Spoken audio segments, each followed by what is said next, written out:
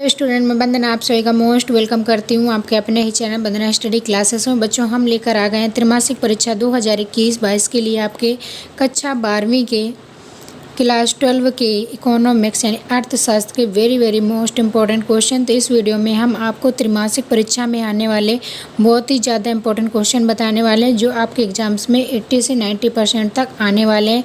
सारे क्वेश्चन को आपको अच्छे से तैयार कर लेना है। बच्चों पहले हम बताएंगे आपको ऑब्जेक्टिव जो आपके 32 नंबर के आने हैं।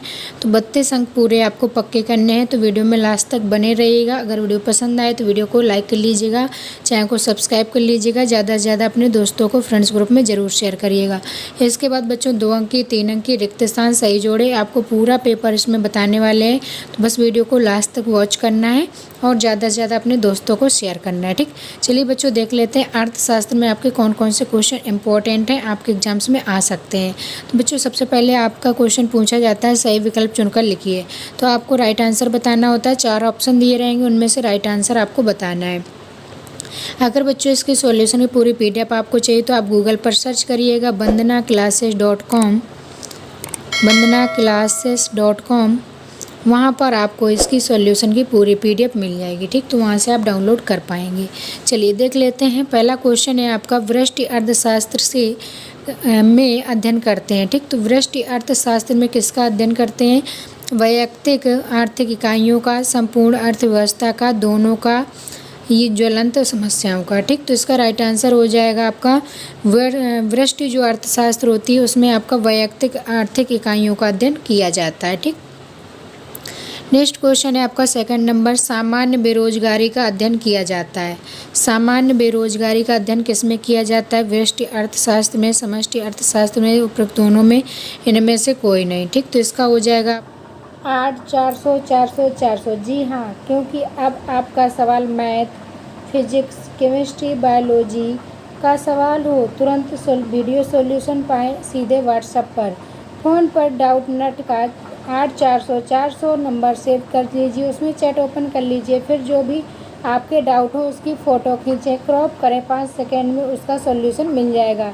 फॉर क्लास 6 से 12 IIT JEE mains and advance NEET सभी स्टेट बोर्ड के बच्चों के लिए अभी जाइए अपने व्हाट्सएप पर 8 400 400 व्हाट्सएप कीजिए और उन्हें आउट कीजिए।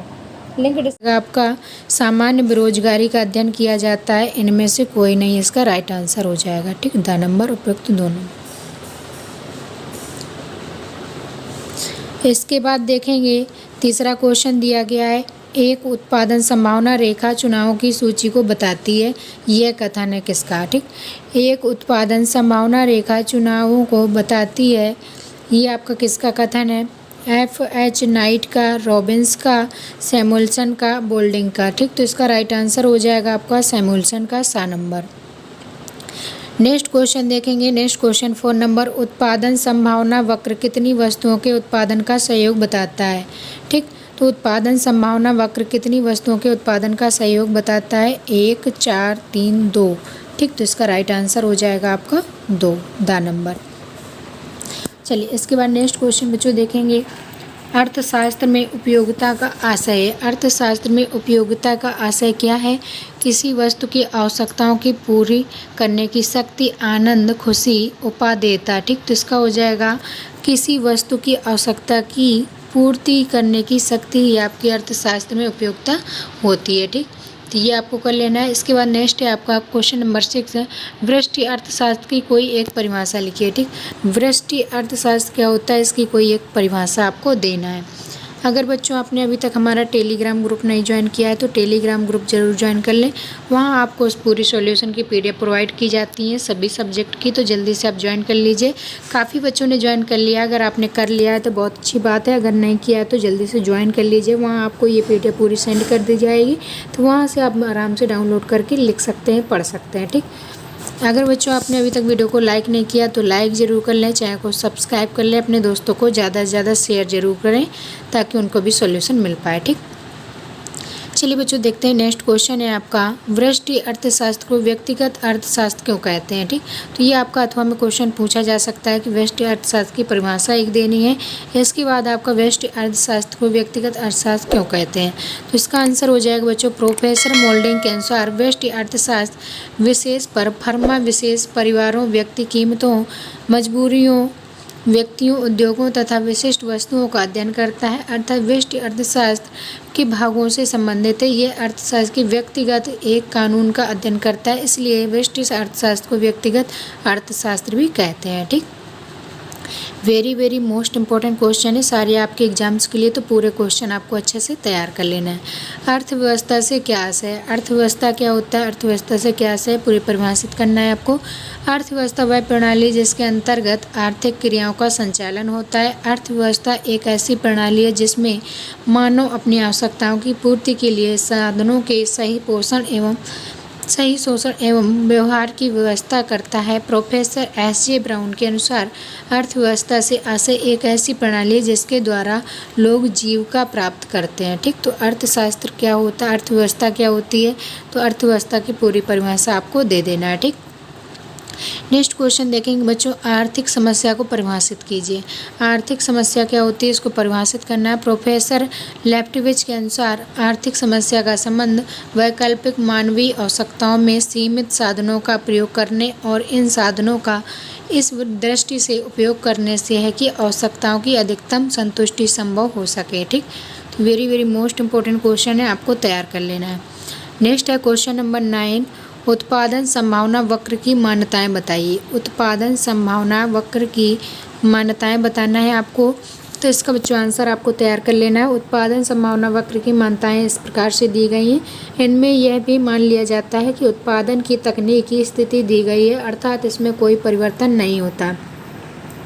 इसमें यह मान लिया जाता है कि अर्थव्यवस्था के सभी साधनों का पूर्ण प्रयोग हो रहा है, हड़ताल अर्थव्यवस्था पूर्ण रोजगार की स्थिति में है। ठीक, इसके बाद नेक्स्ट पॉइंट आपको लिखना है, तैयार कर लेना है। इसमें यह भी मान लिया जाता है कि अर्थव्यवस्था में उत्पत्ति के साधनों की मात्रा स्थित किंतु सीमित मात्रा में उनकी प्रयोगों को दूसरे प्रयोगों में हस्तांतरित किया जा सकता है। नेक्स्ट है बच्चों, उत्पादन संभावना वक्र एक निश्चित अवधारणा है जो एक निश्चित समय एवं स्थिति में ही लागू होती है। यदि अर्थव्यवस्था के किसी भी कारक में कोई परिवर्तन होता है तो उत्पादन संभावना वक्र में भी उसी के रूप में परिवर्तन हो जाएगा। ठीक, आपको इसके आगे लिखना है, उत्पादन संभावना वक्र के अत्यंत महत्वपूर्ण आर्थिक विश्लेषण तंत्र हैं। यह एक अर्थव्यवस्था की केंद्रीय समस्याओं तथा अर्थ की अनेक आधारभूत विचारों को स्पष्ट करने में सहायक है। नेक्स्ट है आपका, उपभोक्ता के बजट से आप क्या समझते हैं। उपभोक्ता का बजट क्या होता है, इससे आप क्या समझते हैं, इसका परिभाषित करना है। ठीक, तो बच्चों उपभोक्ता का बजट होता है, बजट सेट कम वस्तुओं के सभी मंडलों का संग्रह होता है। जनित उपभोक्ता प्रचलित बाजार कीमत पर अपनी इसे खरीद सकता है। ठीक, उपयोगिता की परिभाषा दीजिए। उपयोगिता क्या होता है, उपयोगिता की परिभाषा देना है। अगर बच्चों आपको ये पूरी PDF चाहिए तो आप गूगल पर सर्च करिएगा bandhanaclasses.com, वहाँ पर आपको ये सॉल्यूशन की पूरी PDF प्रोवाइड की जाएगी, तो वहाँ से आप ये पूरी डाउनलोड कर सकते हैं। उपयोगिता क्या होता है, किसी वस्तु का वेग ओम शक्ति आश्रम था जिसके द्वारा किसी व्यक्ति की आवश्यकता की पूर्ति होती है, उपयोगिता कहलाती है। ठीक, नेक्स्ट है आपका, मांग का क्या अर्थ है, तो मांग का क्या अर्थ होता है, मांग क्या है। मांग का आशय है एक भी हुई वस्तु की उन विभिन्न मात्राओं से होता है जिन्हें उपभोक्ता एक बाजार में किसी किए गए हुए समय में विभिन्न मूल्यों पर क्या करते हैं। पुलिस स्टॉप वस्तु के लिए केवल एक चारोना वस्तु की मांग नहीं कहलाती, अपितु शिक्षा की पूर्ति के लिए व्यक्तियों के पास साधन भी होने चाहिए। ठीक, तो आपकी मांग की परिभाषा आपको तैयार कर लेना है। इसके बाद बच्चों हैं मांग के नियम। मांग के नियम कौन कौन से हैं, तो मांग के नियम आपको तैयार कर लेना है। किसी वस्तु का मूल तथा उसकी मांगी गई मात्रा के परस्पर संबंध को मांग के नियम कहा जाता है। यह नियम बताता है कि अन्य बातें समान रहें पर किसी वस्तु के मूल्य में वृद्धि होने से उसकी मांग में कमी तथा मूल्यों में कमी होने से उसकी मांग में वृद्धि होती है। ठीक, तो ये मांग के नियम आपको तैयार कर लेना है। मांग के नियम का एक अपवाद लिखिए या फिर गिफिन विरोधाभास से आप क्या समझते हैं। ठीक, वेरी इंपॉर्टेंट क्वेश्चन है, तो इसको आपको तैयार कर लेना है। मांग के नियम का सबसे महत्वपूर्ण बात कि पिन का विरोधाभास आपका गिफिन का विरोधाभास माना जाता है। ये आपका गिफिन का विरोधाभास है।